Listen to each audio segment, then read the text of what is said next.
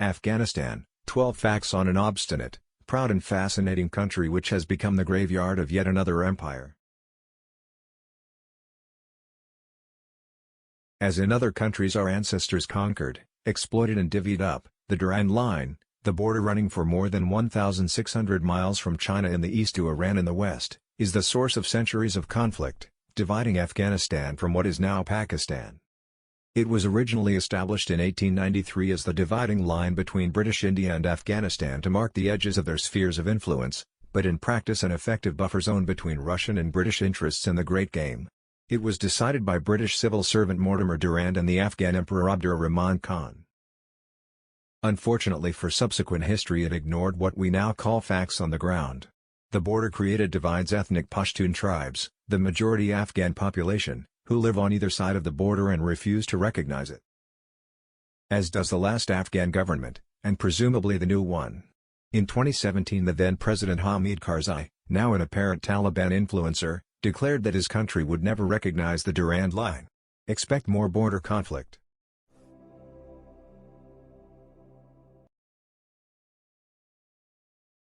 Helmand is the longest river in the country, stretching for over 700 miles. Its name translates as damned, not damned, as it probably is by the British soldiers who served in the province and where the majority of the 454 deaths were.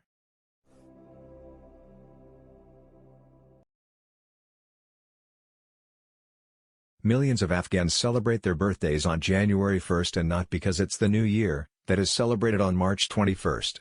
During the 1980s and 90s when the country was embroiled in war, births were not registered and no records were kept. So young people born without a proper record of their birth adopted the first day of our new year, probably because social media requires a date of birth and the idea caught on. Thanks for watching, don't forget to like, and subscribe my channel.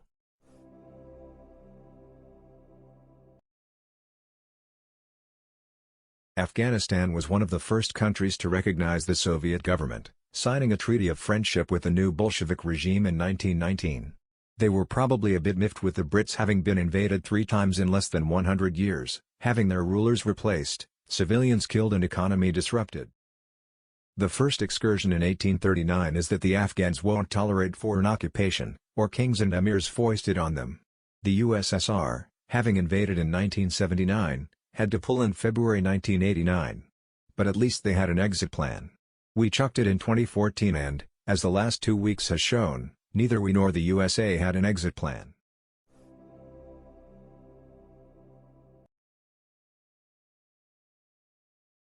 Buzkashi is Afghanistan's national sport and, no, it doesn't involve AK-47s and RPGs.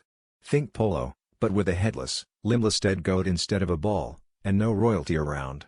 2 teams on horseback compete, the rules are for sissies, to capture the carcass of the dead animal and drop it on a marked circle. Thousands of fans turn up and games used to go on for days, nowadays they're in 45-minute halves. The successful sportsmen, always men, are fated heroes and, in that new term, social influencers. They, and their teams, have sponsors, from airlines to mobile phone companies.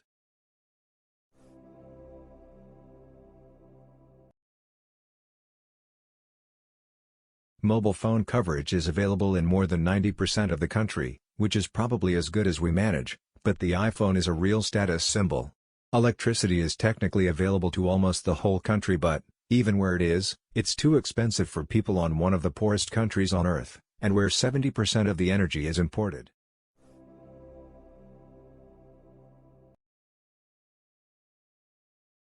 Heroin made from opium grown in Afghanistan makes up 95% of the market in Europe, but just 1% of the US supply. While it increased when the Taliban took power in 1996, they banned it in 2000 and a year later the UN reported a near-total success in eliminating poppy production. Last year, on our watch, it increased by almost 40%.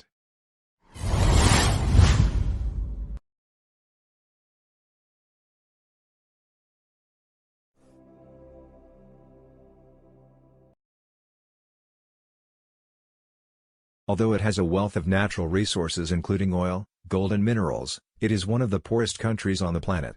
Over 40% of the Afghan population are below the poverty line with a further 20% hovering on the edge. The poverty line is 70 Afghanis a day, or just $1. More than half the population live on less than $1 a day.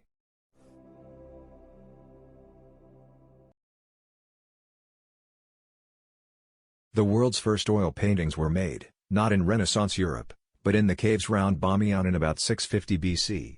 The world's largest Buddhas, two of them, the taller over 170 feet high, were carved out of the rock, again at Bamiyan. They dated from the 6th century, more than 100 years before the birth of Islam. The Taliban blew them up in 2001.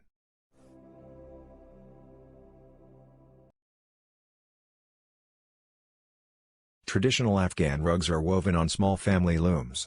Many of the patterns are inherited, but contemporary war rugs show patterns that include AK-47s, tanks, planes, helicopters and RPGs. There are around 57 different types of Afghan rug, and rugs from different areas use identifying colors.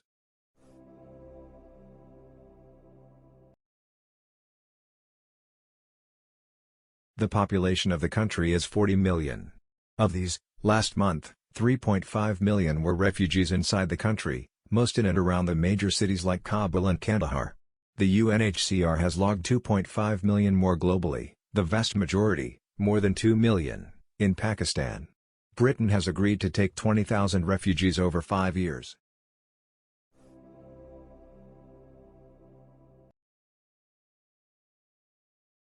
Afghanistan is nicknamed the Graveyard of Empires, for obvious reasons. The United States has spent more there, upwards of $2 trillion, than it did on the Marshall Plan, $13 billion in aid to Western Europe following the devastation of World War XI. There is no McDonald's in Afghanistan.